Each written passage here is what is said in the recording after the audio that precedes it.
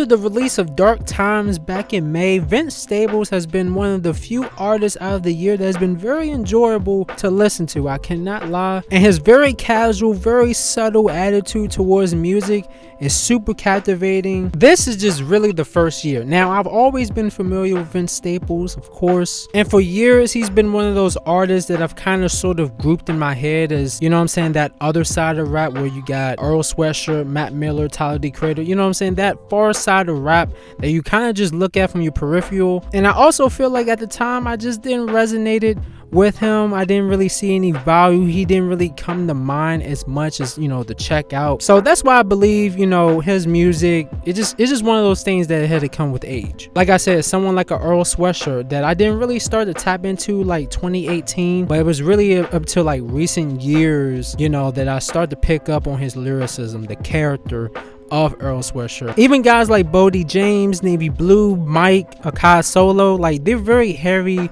on the lyricism and they're more like poets. So, you know what I'm saying, it really took me some time to kind of develop a taste, a palette for those sort of artists. And now when I listen to them, it feels intentional. You feel what I'm saying? I remember listening to the Big Fish Theory. You know what I'm saying? You hear people talk about the Big Fish Theory and how it needs to be studied and all this and the third and how good it is. So many good reviews in that album. And I recently just checked it out. You feel me? And I was blown away by the creativity, the presentation of things. I was blown away. I liked it a lot. And even something like that, I feel like if I would have listened to it like 3 years ago, I probably wouldn't even get past the first track. So I get that album is acclaimed, it's good taste and all, but for me personally, the last 3 projects is nothing but top tier as well. Like, we gotta acknowledge the last 3 drops, this run the last couple years. The first one that came out, the self-titled project, which I think was Vince's return for after a couple years of not dropping an album. He returned with the self-titled project. This one was supposed to be a little bit more personal, it seems.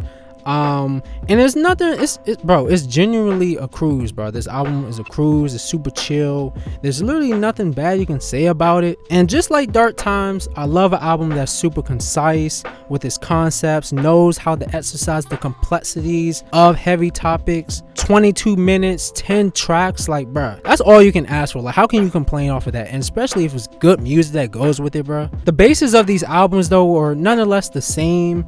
You know, you get Vince Staples being from Compton, growing up in Long Beach, experienced a lot of crime, being gang affiliated. That's why when we get into Ramona Park that came out in 2022, there's a little bit more depth to the plot. And with Ramona, he paints a more vivid picture, not just with the nature of crime, but the severity of kids being attached to it, getting hit with all types of crazy charges, and just how influenced and embedded these kids are with the life of crime, given their circumstance, given where they grew up from. I feel like those stories were told nicely. I love the little interlude segments, the audio references. It really enhanced the context a little bit more for me. And I even go on to say Ramona Park does felt more like an album. You know, it's way more story driven, where you get the self-titled project, you know, it feels more like a mixtape. But with Ramona, you could appreciate the difference in styles. You know, you get some R&B, club bops, you know what I'm saying, all while trying to piece together this wonderful story. I'm here for the diversity. Obviously, Ramona Park had way more commercial success. You got the song Magic on there, which you got Mustard producing that. The whole album, the whole concept in a nutshell does feel like a block party. Obviously, you get the sentimental part of it. And my favorite part of this album is easily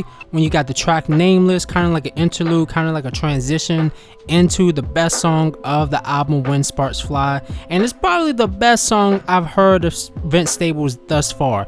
I'm gonna give it some more space, some more room, you know what I'm saying? I'm still diving in and out of his discography. I may hear something better, but right now I'm really rocking with When Sparks Fly. It's a great song. Love that sample. I wonder where it's from. Like, when that shit comes on, when that shit drops, bro, your heart instantly melts, bro. Like, I love a good rapping, singing combo type of song. Even though there was no like vocalist on there, the sample does its justice. But it's one of those type of tracks that if you want to listen to it, bro, get some context, listen to Nameless, the interlude that came before, and you might want to listen to Magic, you know what I'm saying, to kind of hype you up into the track. It's a great song. I always come back to it. I have it on multiple playlists. I am aware at the time, the making of Ramona Park, you know, Vince Staples was just getting ready to put out his Vince Staples show that aired on Netflix. Came out around the same time. A year removed from that album, we get Dark Times, which honestly, that project is very reminiscent of the Vince Staples show that airs on Netflix. If you haven't seen that show, it's very chaotic. I love how you get these kind of crazy plots that play into the setting of that episode. That's what this album feels like. It feels like, you know, maybe not every single track, but some of the tracks feels like it's in its own unique setting, especially the track Justin. Vince Staples play into his acting bag, which is also even more reminiscent of his own show. And I would say about this album, it's very contrary to just, you know, the lifestyle, the high crime area, and him just sharing those experiences. You know what I'm saying? He kind of gets more in depth to his thinking processes. We do get a little bit more philosophical on his standpoint of everything that he's been talking about within the last 2 years of these projects. I like that he's more uplifting in this album too. It feels like the attention kind of strays away from him so that he can address his listeners. Just like the first 2 projects that I mentioned, I love the bravado, super casual, very lucid by everything that he depicts. Y'all let me know what y'all think, man. How y'all feel about these albums? Have y'all checked them out? What are y'all takes on Vince Staples and him as an artist? Do you think he's a really good artist? Do you fuck with him? Do you not fuck with him? Appreciate y'all for coming back, man. If you like the video, like the video. Subscribe if you new. We on our way to 600, and then we're gonna be on our way to 1,000, man. So appreciate to all y'all once again, and I'll see y'all next one, man. Peace.